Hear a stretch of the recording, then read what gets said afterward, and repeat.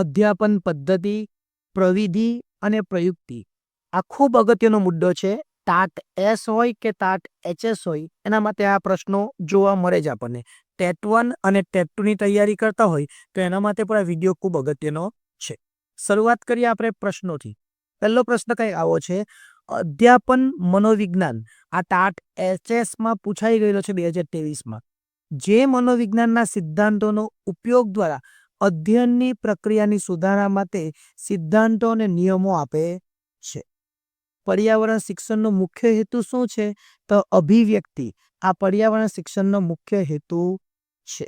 ત્યાર પછી આગળ જોઈએ, શિક્ષક તરીકે તમે વર્ગખંડમાં અભ્યાસ પદ્ધતિ તરીકે ખાલી જગ્યાનો ઉપયોગ કરશો તો બધી જ એટલે કઈ અંતરીકૃત અધ્યયન, સમગ્ર અને વિભાગ પદ્ધતિ અને વાંચન વિરુદ્ધ મુખપાઠ આ બધી જ પદ્ધતિનો આપણે ઉપયોગ કરવાનો. નીચેના પૈકી કોનો સમાવેશ અને ધોરણ 1 અને 2 ના ગુજરાતી સમૂહ કાર્યમાં થતો નથી? તો જવાબ આવશે અર્લી રીડર. ચિત્ર કેલેન્ડરનો ઉપયોગ કરી શકાય, બિગ બુકનો ઉપયોગ કરી શકાય, ગીત આધારિત ચર્ચાનો ઉપયોગ કરી શકાય, પરંતુ અર્લી રીડરનો ઉપયોગ કરી શકાય નહીં, કારણ કે ત્યારે ધોરણ 1 અને 2 ના વિદ્યાર્થીઓ એટલા કેપેબલ હોતા નથી. પ્રોજેક્ટ એક ઉદ્દેશ્યપૂર્ણ કાર્ય છે જે સહકાર અને સદભાવનાઓથી સ્વેચ્છાએ પૂર્ણ થાય છે. આ વ્યાખ્યા આપનાર કોણ હતા?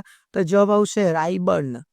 પ્રોજેક્ટ એ કુદરતી વાતાવરણમાં થતું સમસ્યાનો ઉકેલ શોધવાનું કાર્ય છે. આ વ્યાખ્યા કોણે આપેલી? તો સ્ટીવનસન. કોણે આપેલી? સ્ટીવનસન. અધ્યેતા શબ્દકોશનો ક્રમ અને આશરે 1500 જેટલા શબ્દો જાણે અને સમજે આ અધ્યયન નિષ્પત્તિ કયા હેતુ આધારિત છે? તો જવાબ આવશે અર્થગ્રહણ. આ બધા સવાલ ક્યારે પૂછાયેલા એ પણ જોતા રહેજો. પ્રવૃત્તિ દ્વારા શિક્ષણના ક્રમશઃ સોપાનો મુજબ સાચો વિકલ્પ કયો? સંકલન, અનુભવ, ચિંતન અને ઉપયોજન. ત્યાર પછી આગળ જોઈએ, વિદ્યાર્થીઓમાં સહયોગની ભાવના નો વિકાસ કેવી રીતે કરશો? તો વિદ્યાર્થીને સમૂહ કાર્યનો અવસર આપીને, વિદ્યાર્થીઓને સમૂહ કાર્યનો અવસર આપે તો આ વસ્તુ થાય. વિદ્યાર્થીઓને મનોરંજન કાર્યક્રમ યોજવાની ઈચ્છા તો શિક્ષક તરીકે તમે શું કરશો? તેઓને યોગ્ય કાર્યક્રમ ઘડવામાં મદદ કરવાની. આપણે એક શિક્ષકની ગંદી આદત છોડાવવી છે. એક શિક્ષકે બાળકની ગંદી આદત છોડાવવી છે. આ સંદર્ભમાં નિર્દેશિત સિદ્ધાંતો પૈકી અધ્યયનનો સિદ્ધાંતનો અનુપ્રયોગ કરવો એટલે કયો? સ્કિનરનો સિદ્ધાંત. કયો? સ્કિનરનો અભિક્રમિત અધ્યયનનો સિદ્ધાંત છે એ કબૂતર અને ઉંદરવાળો. પ્રાયોગિક કક્ષાએ વિદ્યાર્થીઓની શીખવા સંબંધિત સમસ્યાઓના નિરાકરણ માટે સર્વશ્રેષ્ઠ પ્રક્રિયા કઈ?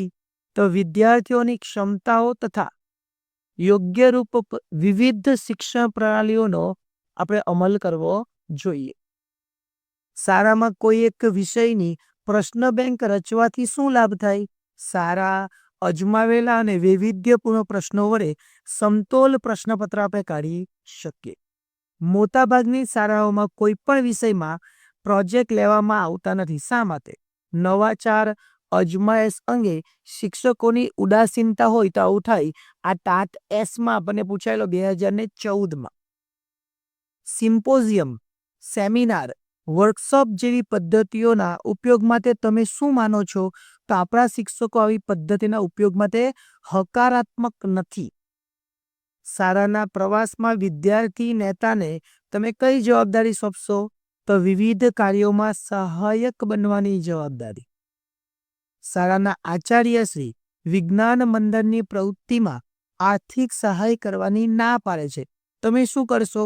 વિદ્યાર્થીઓ પાસે થોડો ફાળો લઈ ઓછા ખર્ચે થાય એવી પ્રવૃત્તિ કરીશ. શિક્ષકે પાઠ્યપુસ્તકમાં આપેલી વિગતો જ શીખવવી જોઈએ. આ વિશે તમે શું માનો છો?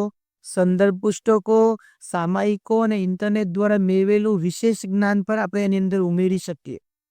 આગળ, તમારી શાળાના એક ઉત્સાહી શિક્ષક કેટલાક એકમો નાટ્યકરણથી શીખવે છે. આ અંગે તમે શું મંતવ્ય આપશો? તો આવા નવા પ્રયોગ બદલ શિક્ષકને અભિનંદન આપવા જોઈએ અને પ્રોત્સાહિત કરવા જોઈએ. આર્થિક મૂંઝવણોને લીધે તમારી શાળા ચાર્ટ, ચિત્રો, નકશા અને મોડલ પૂરતી સંખ્યામાં ખરીદી શકતી નથી. તમે શું કરશો?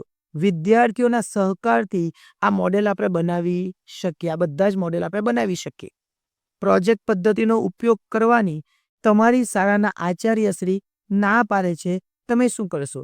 શાળાના સમય પહેલા, શાળાના સમય પછી, રજાના દિવસોમાં હું પ્રોજેક્ટ પ્રવૃત્તિ કરીશ એવું સમજાવી આચાર્યને સંમત આપણે કરી શકીએ. શાળામાં યોજાતા પ્રવાસ પર્યટનનો મુખ્ય હેતુ શું હોય? વિદ્યાર્થીઓને જે તે સમયના ઇતિહાસ તેમજ ભૂગોળનું પ્રત્યક્ષ જ્ઞાન થાય. આગળ જોઈએ આપણે. નીચેનામાંથી કઈ નિદર્શન પદ્ધતિ છે? તો વર્ગમાં ચાર્ટ, ચિત્રો, નકશા અને મોડેલ બતાવવું આ કઈ નિદર્શન પદ્ધતિ કહેવાય? તમારા વર્ગના કેટલાક વિદ્યાર્થીઓ ખેલકૂદની પ્રવૃત્તિઓની અવગણના કરે, તમે શું કરશો? શરીરને સ્વાસ્થ્ય વિશે ખેલકૂદનું મહત્વ સમજાવીશ અને ખેલકૂદમાં ભાગ લેવા માટે એમને પ્રોત્સાહિત કરીશ. તમારી શાળાના ક્રિકેટ ટીમનો કેપ્ટન મહત્વની મેચના દિવસે જ નથી આવતો, તમે શું કરશો? તેના ના આવવાનું કારણ જાણી પગલાં લેવાના. તમારી શાળાના વિદ્યાર્થીઓ યુવક મહોત્સવની પ્રવૃત્તિમાં ભાગ લેતા નથી, તમે શું કરશો? શાળાના અન્ય શિક્ષકો અને આચાર્યશ્રી સાથે ચર્ચા કરવાની અને વિદ્યાર્થીઓને પ્રોત્સાહિત કરવાની અને નવા નવા માર્ગો વિચારવાનું. એક વખત કરેલું આયોજન બદલી ન શકાય, આ વિધાન અંગે તમે શું માનો છો? ખોટું છે, આપણે ક્યારેક બદલવું જોઈએ. ત્યાર પછી મોનોલોગ એટલે શું? મોનોલોગ એટલે એક પાત્રીય અભિનય છે. એક પાત્રીય અભિનય. શીખવાની ઉત્તમ પદ્ધતિ કઈ? જે દ્વારા વિદ્યાર્થી મુદ્દાને પૂરેપૂરો સમજી શકે એને ઉત્તમ પદ્ધતિ કહેવાય. એના માટેની કોઈ અલગથી પદ્ધતિ હોતી નથી. વિદ્યાર્થીને વધારે સારી રીતે સમજી શકાય એ ઉત્તમ પદ્ધતિ. રાષ્ટ્રીય એકતાની ભાવનાનો વિકાસ આ કયો ઉદ્દેશ કહેવાય? આને કહેવાય શૈક્ષણિક ઉદ્દેશ. કયો ઉદ્દેશ કહેવાય? શૈક્ષણિક. બાળકને નિબંધ લેખન શીખવવા માટેનું સૌથી અગત્યનું પગથિયું કયું? તો જવાબ આવશે સ્વતંત્ર લેખન. અધ્યાપન એટલે શું? તો અધ્યાપન એટલે વર્તનમાં પરિવર્તન ધારણ કરવું, એને અધ્યાપન કહેવાય. કે પર્યાપ્ત જ્ઞાન હાંસલ કરવું, આને અધ્યાપન કહેવાય. આ બંનેમાંથી સાચું શું છે એનો કોમેન્ટમાં તમારે જવાબ આપવાનો રહેશે. પદ્ય શિક્ષણ માટે કઈ પદ્ધતિને વધારે યોગ્ય ગણી છે? તો રસાસ્વાદ પદ્ધતિ. વિમાન ચાલકની તાલીમ માટે નીચેનામાંથી કયો વિકલ્પ વધુ અનુકૂળ? તો જવાબ આવશે સિમ્યુલેશન. શું જવાબ આવશે? સિમ્યુલેશન.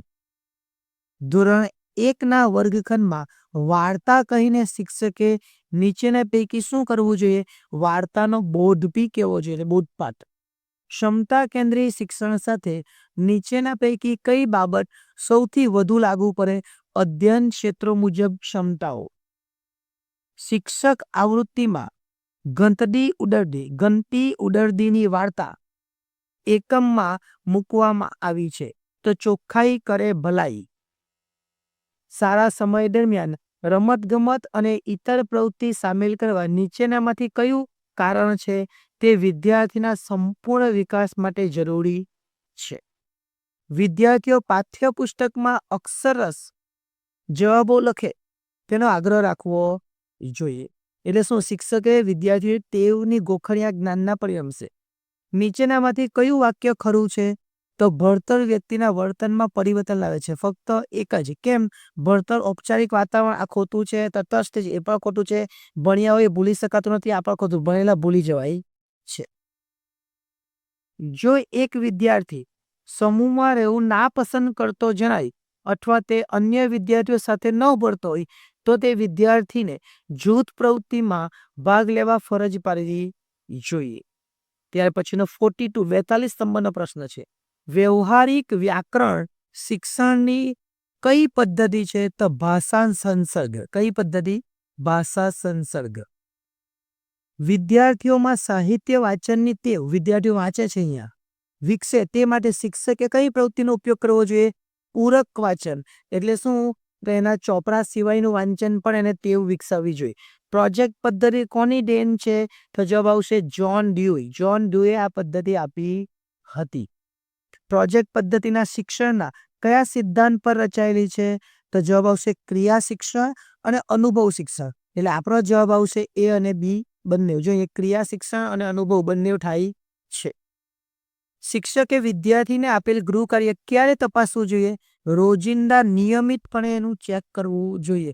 યાદ આવે ત્યારે, આકસ્મિક રીતે કે મૂડ હોય ત્યાં નહીં, રોજ જ એનું ચેક કરવું જોઈએ. કઈ પ્રયુક્તિમાં વિદ્યાર્થી ક્રિયા દ્વારા આનંદ મેળવે? રમત દ્વારા શિક્ષણ. જો બાળક રમત દ્વારા શિક્ષણ મેળવે તો એને આનંદ પણ મળે. ત્યાર પછી 48 નંબરનો પ્રશ્ન આપણે જોઈએ. કાવ્ય શિક્ષણ માટેની ઉત્તમ પ્રયુક્તિ કઈ? તો ગાન પ્રયુક્તિ.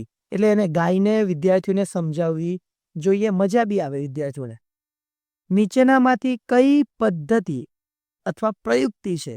તો ગૃહ કાર્ય એ પદ્ધતિ નથી પણ પ્રયુક્તિ છે. આ બધી પદ્ધતિ છે, જ્યારે ગૃહ કાર્ય એ પ્રયુક્તિ છે. પ્રશ્ન 50 નંબરનો છે. નીચેનામાંથી કઈ અધ્યાપન માટેની પ્રયુક્તિ નથી? તો પૂરક વાચન પ્રયુક્તિ આ અધ્યાપન માટેની પ્રયુક્તિ નથી. એટલે અહીંયા આપણા 50 જેટલા જે પ્રશ્નો છે ને એ પૂરા થયા છે. એમાં પદ્ધતિ, પ્રવિધિ અને પ્રયુક્તિ બધાનો સમાવેશ થઈ જાય. એટલે ટાટ એસ અને ટાટ એચએસ માટે તમે સારામાં સારી સફળતા મેળવી શકો ને એટલા માટેનો આ વિડીયો હતો. વિડીયો ગમ્યો હોય તો લાઈક કરી દેજો.